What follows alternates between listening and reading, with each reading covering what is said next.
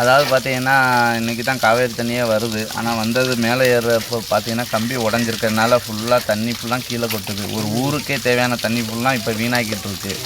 இதை வந்து எவ்வளோ சீக்கிரத்தில் சரி பண்ணுறீங்களோ அவ்வளோ தண்ணி உங்களுக்கு நமக்கு மிச்சம். என்ன குறை இருக்கோ நாங்கள் அதை மக்களுக்கு தெரியப்படுத்துவோம். உங்களுக்கு அதிகாரிகளாக இருக்கிற உங்களுக்கும் தெரியப்படுத்துறது மட்டும்தான் எங்கள் வேலையாக நினைக்கிறோம். மற்றபடி இது சரியாக தப்பு அப்படின்னு நாங்கள் பேச விரும்பலை.